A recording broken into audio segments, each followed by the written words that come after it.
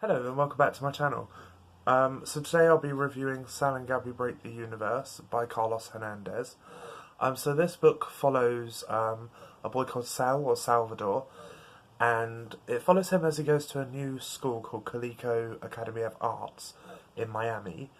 And this is described as a magnet school, and I've never heard that phrase, but I presume it means that it's for people of ethnic backgrounds, the way it's described in the book. And yeah, Salvador, or Sal, he has this ability.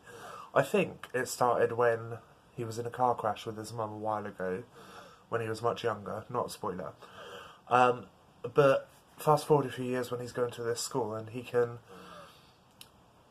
goes to Calico School of Arts, which is basically a school for anybody who's interested in anything to do with the arts. So there are people who go to this school who are interested in advertising, in journalism, in street performance, in circus performance, and then we have Sal, who is interested in magic, although he is actually a magician.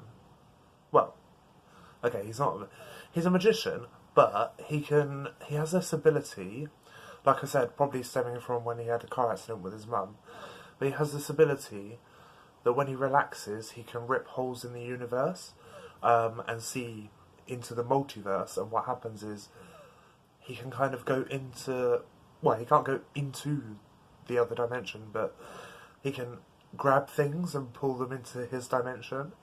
And what happens is at the beginning of the book, he is bullied by a boy at his school called Yasmini.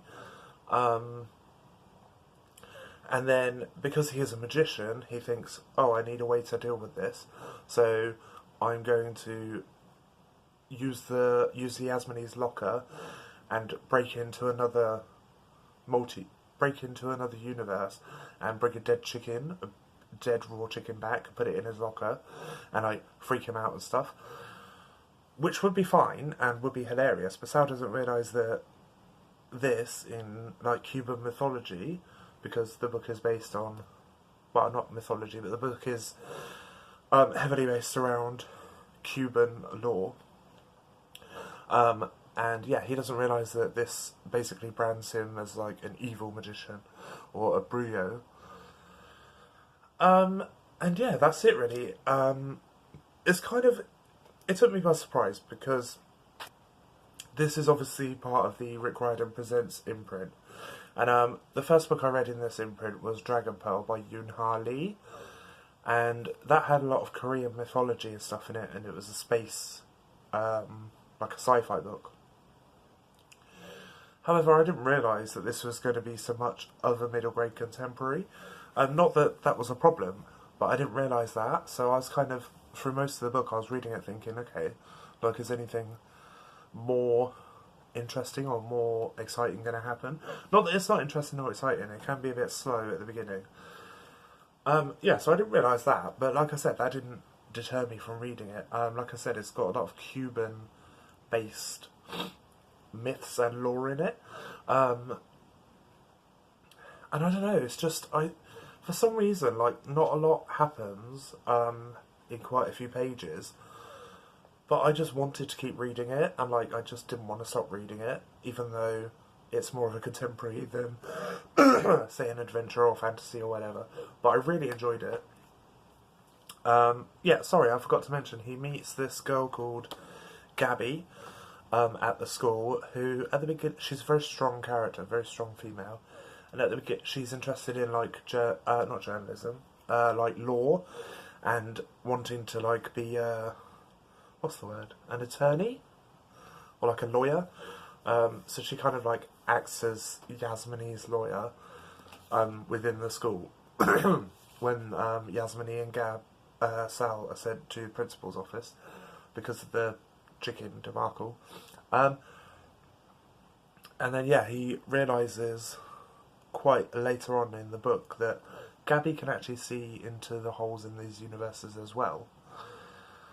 So that's not a spoiler either, but that's really where the book takes off. And I can't really say too much, but it interweaves, interestingly, like contemporary coming of age with a bit of Cuban lore and myth. And then, funnily enough, it also interweaves sci-fi in certain elements, or just science in general. But I thought it was really cleverly done. Like, the writing is really good. The dialogue between the characters is really good.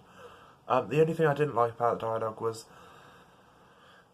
this isn't a reflection on the author, but obviously because most of the characters are Cuban, there's a lot of like parts where certain characters are speaking to other characters, but mainly in Spanish, which kind of deterred me because obviously I don't read Spanish. But like I said, that's not the author's fault. It's just part and parcel, of the story. But yeah, still, it's a good book. I would recommend it. I gave it 4 stars on Goodreads. And yeah, I thought it was very interesting.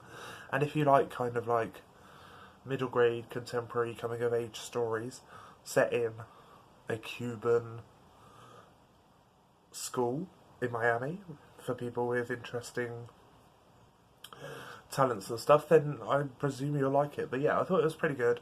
Like I said, I gave it 4 stars. So yeah, that is my review of Sad and Gabi Break the Universe by Carlos Hernandez. Thank you for watching.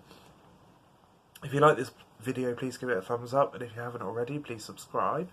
You can follow me on Goodreads, just look for Lee Johnson, and you can follow me on bookstagram on Instagram, just look for bookishtrances. And I will see you all again very soon. Goodbye.